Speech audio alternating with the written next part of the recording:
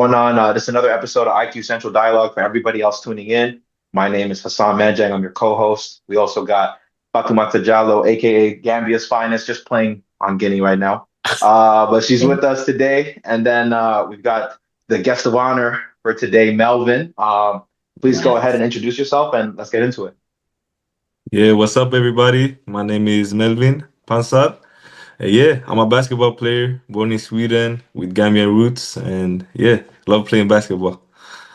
That's what's up. Yes, that's perfect. That's perfect. All right. So for those that don't know, obviously, I know you from before, obviously in Sweden, but I want you just to take us back to how everything started in Sweden, like where you start, like where you grew up and the clubs you played for.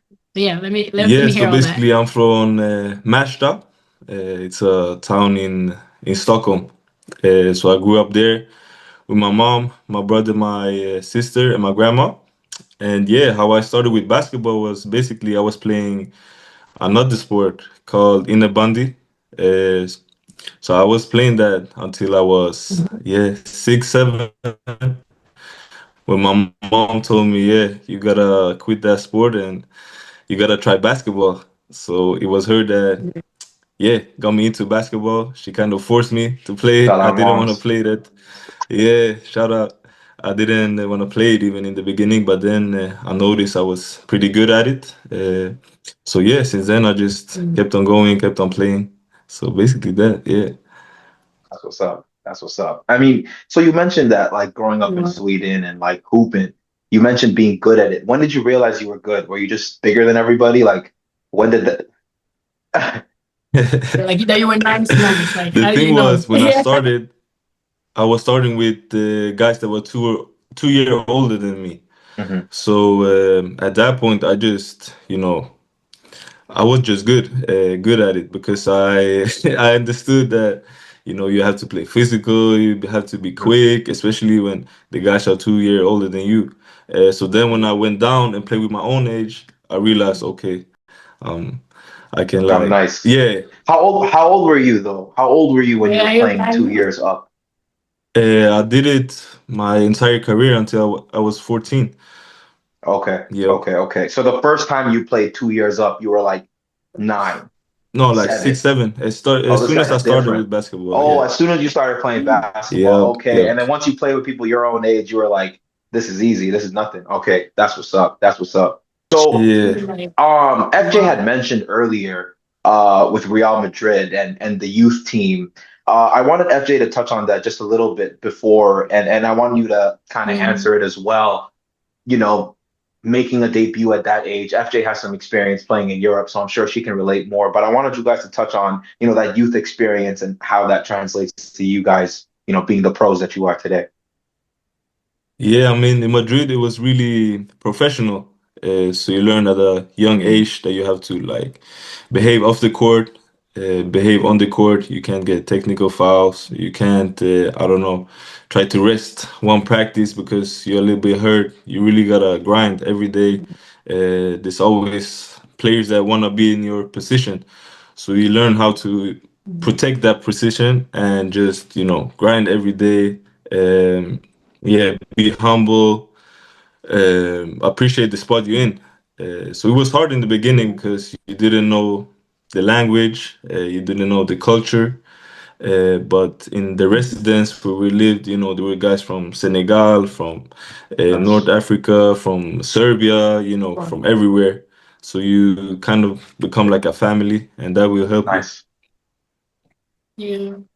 So I just have one question because obviously people coming from Sweden and other countries in Europe, they like to go the college route, before they go to Europe. So I have two questions for you. Number one is, did you ever think about going to the US before going pro in Europe? And number two is, did you travel alone? Like, did you have any family members coming with you to Spain, or were you like they just came with you, you know, you settled down and then they left, or how was it? Yeah, the first question, I'm gonna be honest, I don't like to study. It's not a good thing, but I mean, I try to. and I would recommend every youth, like you should study because it will help you in the end. But yeah, I wasn't good in like studies. I didn't have really the motivation. I did it online also, so it was really hard for me to stay disciplined when you don't have your teacher, in real life. You only see him through the camera. So then you gotta go up in the morning, start to study maths, and it was hard for me. So yeah, but so it was hard for me to go to college or even like seek that route because I didn't have, like the studies I needed to have. But I would like to have tried it for sure, for sure. Quick question on that before yeah. you go to the second question. So you mentioned the school thing being difficult. How else did you occupy your mind if you weren't necessarily, outside of basketball? How else did you stay disciplined? Because to be a pro at the level that you're at, Melvin, you still have to have discipline. You still have to have some sort of intelligence. You still need to know how to operate. Like, what did you fill your mind with if it wasn't academics? Because there's going to be a lot of people that listen to this that school might not be for them. So what else could they do that they could take from you? Yeah, first of all, I tried to learn Spanish because I was in Spain, so it was important for me to like show the appreciation of the club and all the Spanish people. I tried to learn Spanish just because I think it's a good thing. You show respect like that. So I had like Nice. 2 hours of class Spanish every day, kind of Monday to Friday. And then, my free time, I like to, play the TV games, like PlayStation. It's nothing that you can get good at. Or, I mean, you can, but it wasn't for me. It was just like a hobby. And then, to be honest, I didn't do that much. I studied basketball a lot. So I would like to watch EuroLeague games, like to watch NBA games on players I like. So for me, it was more like basketball. Okay. Yeah. Cool.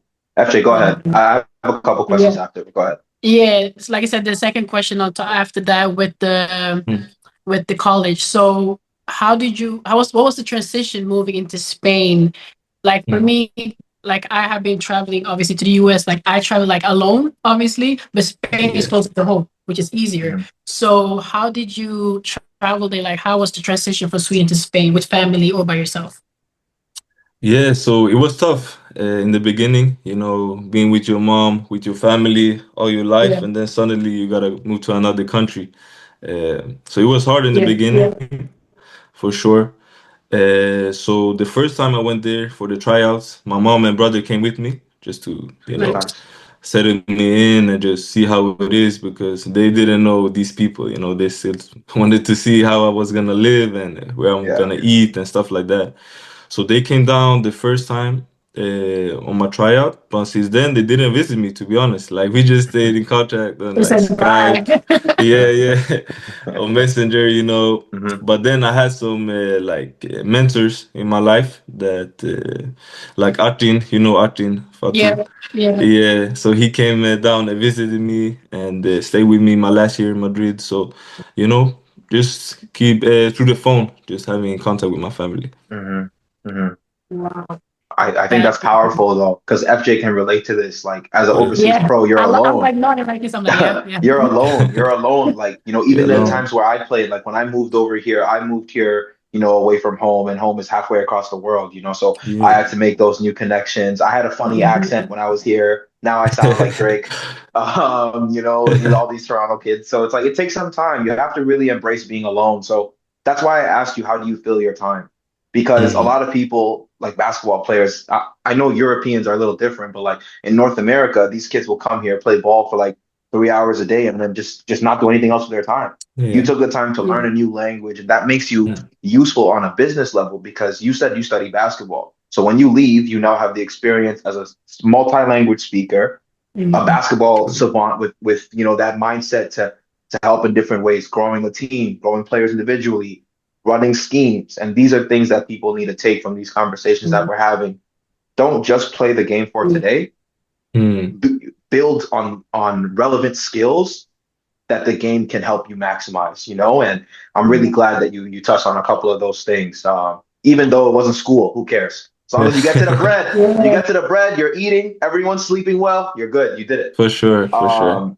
So question though, I wanted to ask, just what was one of the differences between Swedish basketball and just the basketball you're playing today, both in competition, but also just in terms of the norms, the cultures. In like the VTB league in Russia, it's really rough, elbows, everything. But if you go and you play in France, it's a little bit more athletic. You know what I mean? Like, what is the differences for you? What did you feel when you were in those spaces?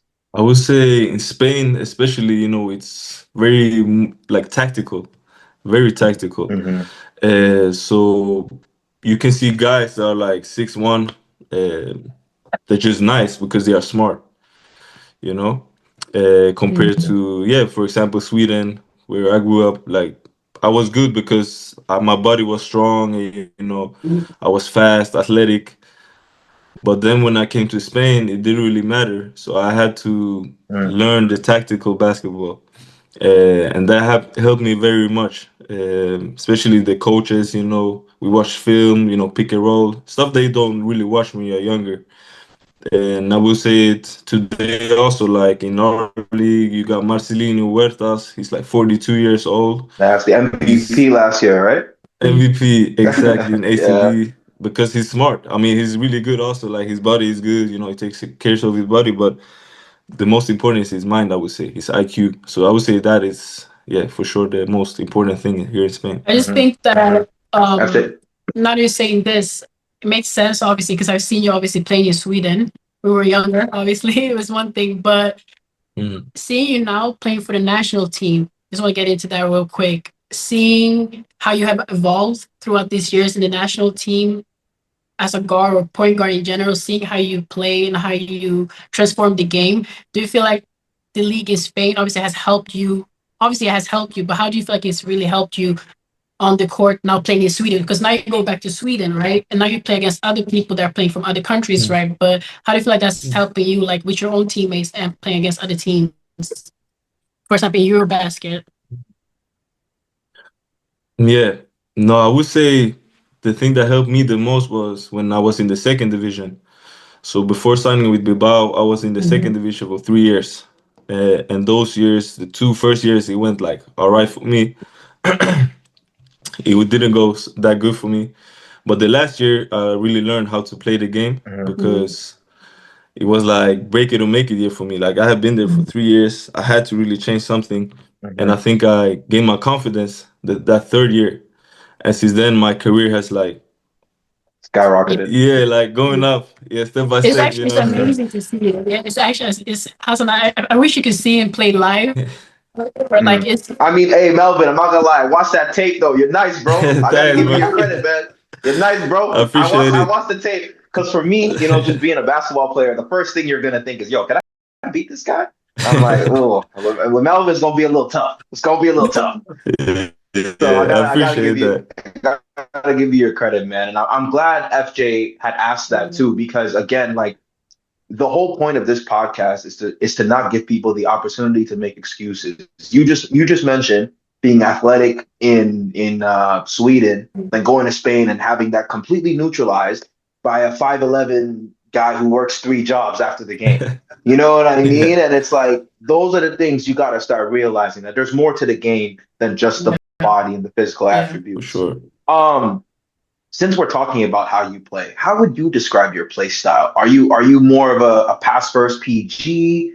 Are you, let's play ISO ball? Like what's your game Yeah, to your opinion? in my opinion, I'm just an all-around player. So basically, Mhm. I'm not great at anything specific, but I can do everything pretty well, So basically, if Okay. coach needs me to play defense on the best scorer in the other team, I will do that, and I will do a good job. If coach needs me to, Mhm. yeah, find the shooters, the big Mhm. guys in the pick and roll, I will do that. If coach want me to run transition, I will do that. So I'm just an all-around player, not great at any specific, I would say, if that makes sense. I see. Yeah, Yeah, for sure. I would say that you're great at a lot thank of you. things. Yeah, That's how I would say it. I would say you're great at a lot of things, and you just do them all well. I think one thing I would want to ask you though, and this is I guess a little bit touchy because I ask all the European African players that I speak to because I know there is a weird, connotation there. So one of the things I talk about on this podcast is Africa usually gets looked at for really athletic bigs or really Mm, athletic wings, right? And if you're not an athletic big or an athletic wing, if you're a point guard or a shooting guard, sometimes you get looked at a little lower. You can look at guys like Branco on Senegal or even Boissy, yeah, like when they go overseas, they get dissed. I'm not saying, well, to get yeah. So my Yeah. question to you, how do you beat the stigma as an African-born player in Europe of just being athletic? Because as you said, you do a lot of different things. And that third year in Bilbao, you had to, or the third year in the second division, I'm not sure if you were still in Bilbao, but you had Yeah. to learn the game. How did you get rid of that label? Like, this guy's African, so he's an athlete. And then you went from like a pure basketball player. Do you get what I'm saying? And did you feel that? And let's dive into that. Yeah. The thing is, I don't know if that applies to me because on my passport it says Sweden, you know. Mm, For example, for like you said, Branco, Yeah. Papi, like he's yeah, great, you know, but on his passport it says Senegal. Senegal. So Senegal. I don't know if I really can answer to that question. Mm, But it's as you say, like the African players are mostly taken as athletic players, you know, only. Like they wanted to run, you know, transition, you know, play defense, block shots, you know, dunks, more like that. And for example, in Spain, as I told you, it's more tactical. So the physical, like some demanding is not the same. So I would say mhm. that's one point. But I mean, African players are nice, bro. They nice, they I nice. agree. I I agree. think they should get more opportunities for sure. And this Yeah. stigma, I mean, I don't really know why it's there, but you know, sometimes you just gotta work harder. You know, it's not fair Mhm. in life, but for sure they're gonna get the Mm. reward. That's what's up. That's a great answer. That's a Yeah. great answer. FJ, you wanted to say something on that? Yeah, because obviously we know that you're Gambian and Swedish, right? So you just want to touch more about not the Gambian side a little bit. How do you feel, if you can answer this, do you feel like, or how do you feel like the Gambian and Swedish culture, like has shaped you on the court and off the court, like your identity? Like, do you feel like you have like a mix of both, or you feel like more than the other, or like how do you feel? And do you feel like you said, you play with a lot of people that are from different countries in Yeah. Africa, right? Because Senegalese players, you name it. So how do you feel that connection playing overseas and even you're in Sweden? No, I feel like a mix of Yeah. both countries, for sure. Nice. Yeah. You know, when you see like an African guy or like a woman, but especially guys when we play against them, it's like it's all love, you know. Love. We don't Yeah. even have to say anything. It's just happy to see them, you know, see them succeed. Yeah. Mhm. And as I mentioned before, in Madrid, I was like living with Senegalese, a lot of Senegalese guys, plenty people from Congo also. So it's just Yeah. like a connection there, and I'm happy to have it. I'm proud to have it. That's what's up. That's what's Yeah. up. I'm glad that brotherhood is there. Well, one time when I went down to DR, one of the guys on my team was Gambian. I was so Yeah, shocked because I walked in, I didn't see anybody, and then I read the roster and I saw the name Jai, and I'm like, this guy is 100% from Gambia, bro. So it's yeah, nice yeah, when you see yeah. those moments, and I'm glad that you still have some connection to it. I guess one of the things I wanted to ask you, when you think about where you are today as a player, as a person, what are some of the things you would have advised the younger Melvin? The younger Melvin, I would tell him that everything will work out. Just have faith and work hard. That's two things I would for sure tell him. Because when you work hard, you're gonna get rewarded. You don't know if it's gonna be now or in 1 month, 1 year, or whatever. But if you just put in the job, you will end up some. You'll get the Yeah, result. for sure, for sure. Question. You said faith. Yeah, I'm curious, why did you say faith? I understand working hard, work hard, get your goals, but why is faith an important one to you? Mm. And because and what do you define as faith? Is faith religion? Is faith just belief? Like, what is faith to you? no, I would say religion, for Okay. sure, for me because I know that some things is out of my control. You know, it's not in my hand. Hmm. I mean, I can have several good games, but if coach don't want to put me in, I mean, it's not up to me, for example. And then faith in myself that I put in the work so I can have confidence in myself also. That's really important. Mhm. Because if I don't put in the work, then I won't have faith in myself. It's just easy, but Yeah, you know yeah, it what I goes mean? one or the Yeah, other. I like that. Yeah. Kobe said that. Kobe said the only times you feel unprepared is if you just didn't put in enough work. So if you're ever entering a game and you're shook, you just didn't shoot enough before, like simple and short. So I get that. exactly. I get that. But sometimes you put in all the work, and you still don't get the result. Yeah, So that's Talk true. about it. yeah, That is the most important part of the game that people really need It to is. accept. that's FJ, the go ahead. thing. That's the one. Speaking of that, honestly, that's where I feel like the mental training comes in, right? And I know that's something that you, Melvin, has been doing, right? If I'm correct, right? I Yep. don't know how much you've been working with a lot, but I know that's something I myself want to learn more about and start doing. So, if you could connect the how does that mental, because at one point, Mm-hmm. the more work you put in, because I know how it is grinding, mornings, Mm-hmm. evenings, but nothing is working, you're still missing your shots or whatever. So like how does that mental training Mm-hmm. connect with the faith, like with your religion? Not just religion, but believing in yourself. Like how does that align for Yeah, you? yeah, Yeah. it has helped me really, like really much, to be honest, the Yeah. mental part of it. When I was younger and had a bad game, I mean, I could go like 5 days before I talk with anybody. My friends was calling me. Yeah.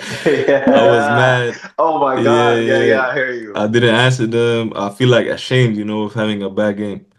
But now, if I have a bad game, because it happens to everybody, So, for example, now when I have a bad game, I have faith that I will have a good game soon. I don't know when, Yeah. but for sure I'm gonna have a good game. I Mm-hmm. mean, for sure, and I will have a new chance, opportunity. So Mm-hmm. until between the bad game and the good game, I would just do my part of it. Mm-hmm. And that's put in the work, as I said before, and have faith that I will have a good game someday. Mm-hmm. So it seems Yeah. like one of the things that you're saying is like visualization. Just the Mm, law, like I try to look at it as like the law of averages. If you look at if you average a lot of things out, if you had a bad game and you know you're a 70% shooter, eventually you're gonna shoot 70% if you play enough games. You just have to have the right mm, belief of continuing to do the same thing. So that's one of the things Yeah. I'm glad you touched on because a lot of us, especially a lot of us back home, tying this back to our Gambian roots, kind of accept the scenarios that we are born into or given, right? And you just made a point of you can work mm. really hard and it still might not work out, but that doesn't mean you should stop working hard because at the root of it, just when you go and play, you feel good. Period. Good for your mind, good for your body. But then Yeah, afterwards, it can still help you work towards something. You can meet a relationship, you can meet a coach, you can meet a person that could then advance your career tenfold. So I think that's another important thing I want people to take away from this conversation is Yeah. don't stop working just because it didn't work. Change the work you're doing and yeah, still have faith. Like what Melvin's saying. Go deep, dive more into the or actually before we go into the Gambian part, the Gambian aspect, I want to just talk more about like your role models or whoever has influenced your game, right? That's something I'm actually personally interested in. I think a lot of people want to know as well. Like in your personal life, and also if there's any basketball players or whoever it is that has influenced your game or your mindset of how you play on and off or on and off the court, just in general. yeah. I would say, like basketball wise, it has to be Dwayne Wade because Hey, Good yes, answer. Good sir. answer. yeah, in like 2K9, it was my first 2K ever. So when I started to play it, yeah, he was just my favorite player. He was Hmm. fast, running, dunking. So for sure, Yes, Dwayne Wade. Yeah. Yeah. Mentality, I would say for sure Kobe. I think a lot of players think like that also. And just basketball wise, role model also like LeBron James off the court for sure. How he act himself, how he takes care of his family, stays true to people. I would say for sure those are my basketball role models. So That's nice. I'm really, yeah. That's I think Dwayne Wade was a good Yeah, one. That's Dwayne Wade, Kobe, of course. Dwayne, that's perfect. There's not a lot of people that mention him. That's why I yeah. was actually surprised. yeah, I'm happy you said Yeah. D Wade because a for lot of my sure. close friends know D Wade's the reason I started playing basketball as well. For real, 2K 2K11. It was the first 2K I Okay. ever got, okay? And I had broken my leg at the time, so my leg was in a cast, Mm. couldn't move. And I started playing 2K. Now, before 2K11, I went to a friend's house years earlier and I played 2K6. That was the year the Miami Heat won, okay? And Shaq was on the cover. And I remember when I was playing that game, there was a little black guy just running around, dunking everything. But I didn't watch basketball at the time, so I didn't know who it was. 2K11, my leg's broken. So I'm Yeah. sitting at home playing NBA 2K. I use Miami Heat, and I'm like, oh, is this the little black guy? And then I realized it was Dwayne Wade. When my leg was Yeah. good, I bought the whole Miami Heat fit, like the jersey, the shorts, the Yep. damn Jordans, bro. Like, and that's how basketball started for me. So it's funny that you mentioned D Yeah. Wade. Um, that's sick. Second thing I like that you said LeBron off the court. Again, going Mm. back to what you said earlier in the interview, you had mentioned school wasn't for you. School wasn't for Bron either, right? And Yeah. and and Yeah. Bron is one of your influences off the court, meaning you're looking at the way he's leveraging his career, his connections. That goes back to you showing respect by learning Spanish. So now people in Spain are like, wow, Melvin actually cares a lot about Spain. I wonder what we could Yeah. do with Melvin on a business level. And this is showing everyone you don't need an MBA to go into business. You don't For need to sure. sit and spend hundreds of thousands of dollars. You can just make connections and be a cool person. So I hope you guys take that away from that conversation. I just wanted to highlight that. Yep. Yeah. No, that's amazing. Now the real question I would like to know, Melvin. Yeah. Gambia, right? We know that you play for Sweden's national team and all that. But Yeah. if Gambia had a national team, which they sadly do not have, that's but we're working on it. Hopefully in a few years we'll get there, right? Yeah. They don't have the finance start yet, but would you be interested in playing for the Gambia national team? And would that even be like an option for you? I know there's not like national team now, but just let's visualize it a little bit here. Yeah, What for do you sure. think? For sure, I would like to do Really? that. Yeah. Yeah. Why not? I Breaking mean, news. We just got a commitment. We just Yeah. got a commitment from the the- BCL that we're gonna have a couple players come down. I'm kidding. I'm kidding. Go yeah. ahead. Go ahead. Go ahead. Go ahead. No, but for sure, Yeah. that would be super cool, representing Yeah. one of your countries, and still your family, Mhm. So that would Yeah. be super cool. I wish that someday maybe Gambia has a team, in BAL. You never know, but that would Yeah. be Mhm. amazing. Yeah. So for Yeah. sure, yeah.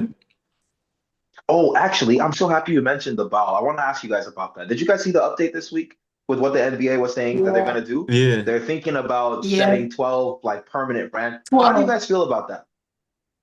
I don't know if I like that to be quite honest, but how do you Why? guys feel about that? Because it's gonna take away from countries like Gambia making it. Cape Verde made it this year. Cape Because of Verde the made it road this to year, Rio. Creole Star. Okay. Yeah. Respectfully. If all of the 12 permanent franchises are in Africa, they're not gonna pick Creole Star first. They're gonna go to Yeah. Johannesburg, they're gonna go to Yeah. Lagos, right? They're gonna go Senegal, they're gonna go Morocco and all these Mm. other places. Like I love Cape Verde. It's right next to Gambia. I have no beef Yeah. with Cape Verde. I'm just being real. So like for me, I think the competition aspect is nice because then you can see countries like Kenya got in for the first time. I know Tanzania Mm. was having some teams coming up. So what does you guys take on the BAL thinking about 12 permanent franchises? You can go, Mel. You can start if you want. I'll go Yeah, I would after. say I would say as long as it helps, like Africa, like Okay. the basketball, the youths, if it makes like it grow more, the basketball in Africa. And business wise also, if it Hmm. brings more money to like the countries, to the clubs. I mean, and I think if NBA is involved in it, I think they're still thinking about those Yeah. stuff, I would say. But Hmm. I don't know. Hmm. I don't know actually what will happen, but I mean, I trust NBA. True. True. Hey, you can't go against them. They've got a good product for 80 years, so we can't say nothing against them. FJ, what's your thought? I'm like 50-50. I feel like if they still have the road to the BL, that would be good because then more countries can, join. Everybody has like equal chance to join. It's like Hmm. you have to, it's make it or break it, right? Hmm.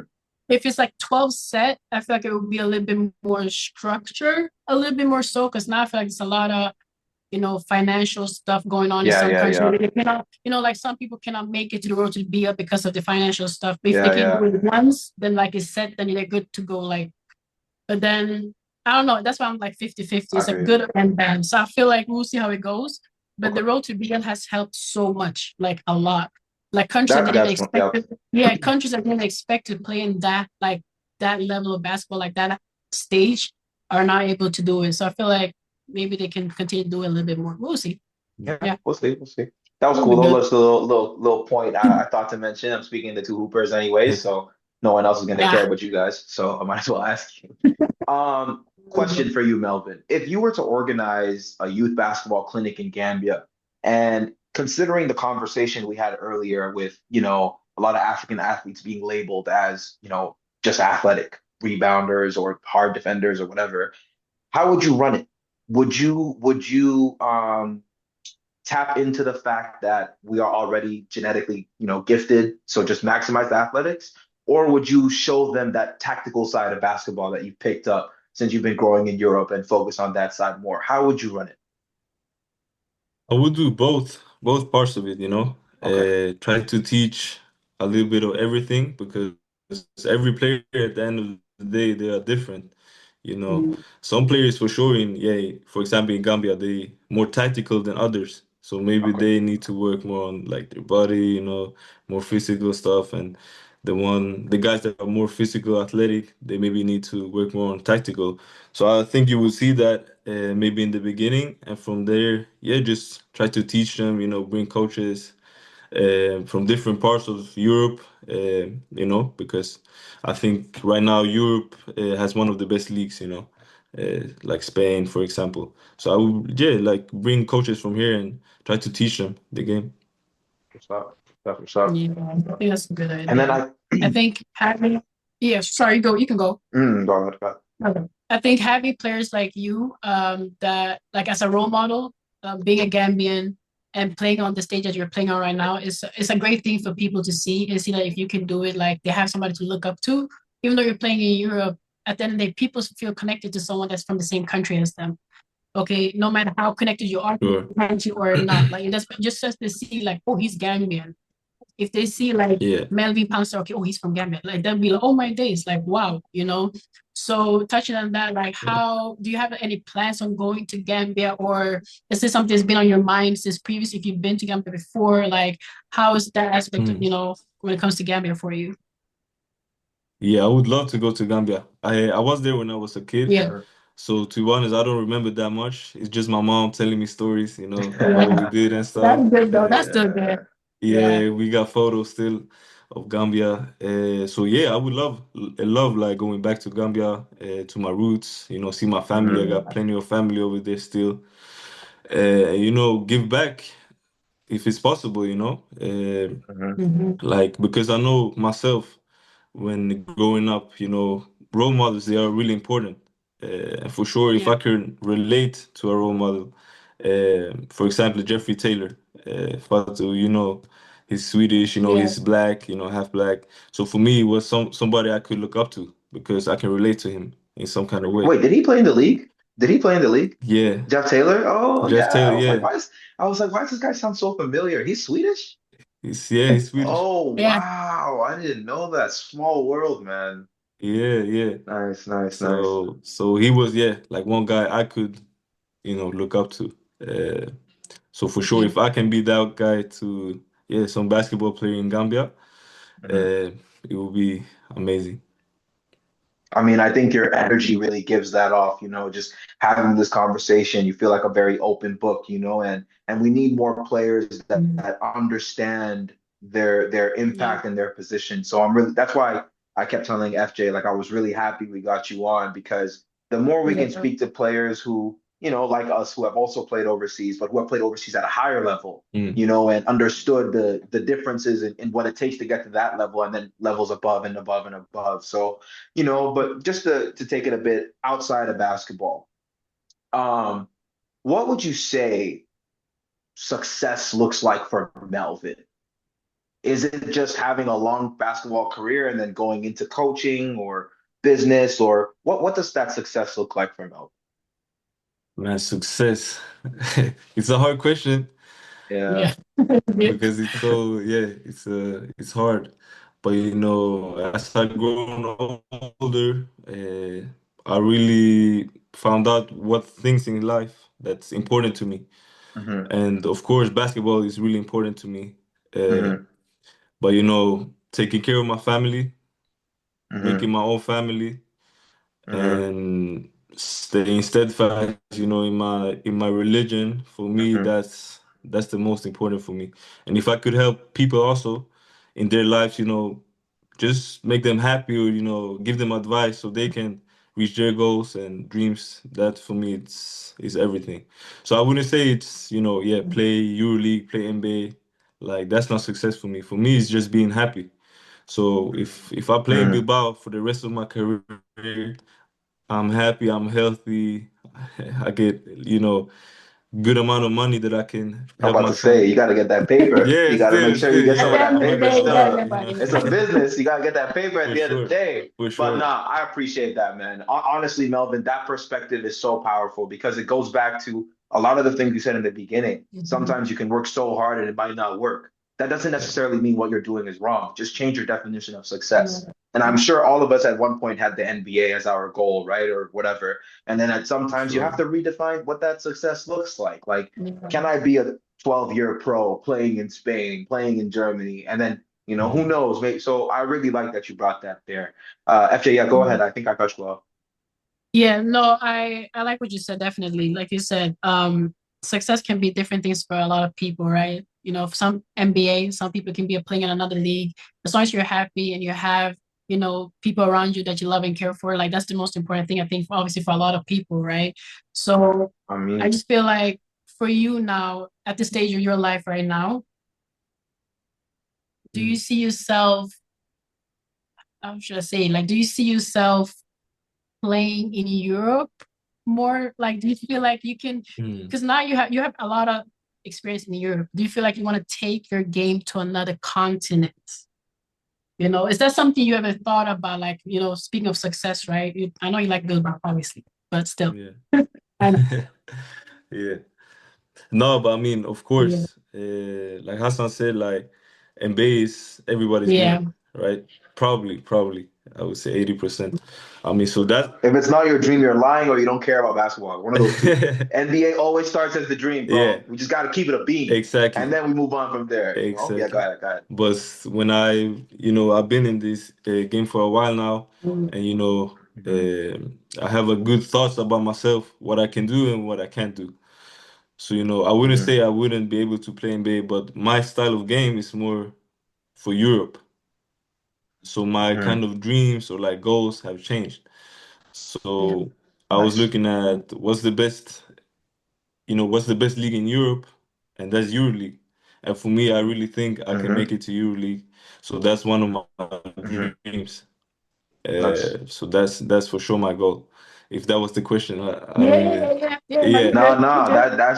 that's all we Yeah, needed. yeah. I'm glad you said that, Melvin, because honestly, in this conversation, I know we're about to wrap up because we've already hit the time, but like in this conversation, I think one of the best things that we got from you is like a very unfiltered look into the way you think, the Mm, way that you approach your processes as a player, as a person, and then some insight into your goals. And I really appreciate the vulnerability you shared in this conversation, and also telling us what your goals are, because yeah, based off the tape, we just need a team to hit you up, and you're in the Euro League. Paris is looking shaky right now. So Paris, if you need a guard, we got one for you right now. I'm not trying to get you in no yeah, trouble, so don't say nothing. But yeah, Paris, hit him up.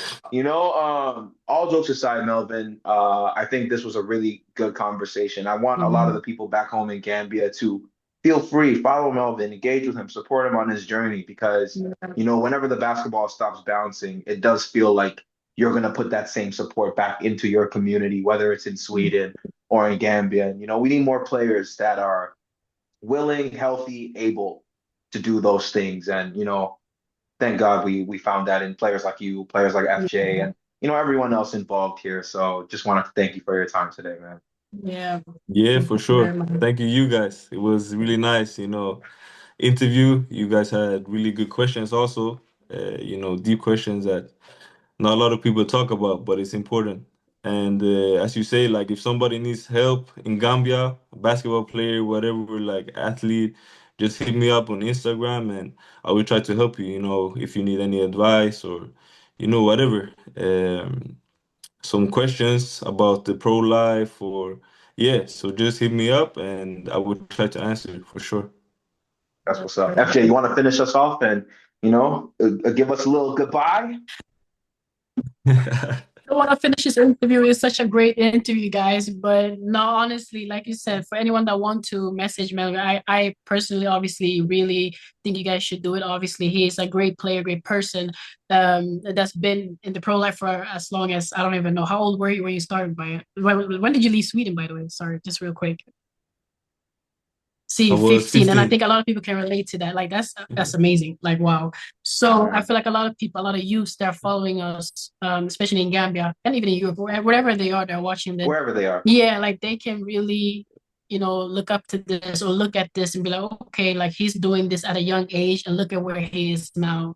So I feel like this is something I hope everybody will like look at, and they will, if they need help or if they message you, I think that's a good idea, and I'm really happy that you did this for us and that we got the chance to talk to you. I'm Sure, very happy about for this for sure. sure. Yeah, Thank you so yeah, Yes, much. thanks for sir. having me. For Thanks for sure, for having me. sure, my guy. We'll be in touch. We'll definitely be supporting your career from afar, and hopefully one day when we're all in Gambia, we can all kick it. Yep. But yeah, Yep. that's another episode. We appreciate everybody tuning in. That's Melvin, that's FJ, Yep. Hassan, and we're signing off from this episode of IQ Central Dialogue. Peace.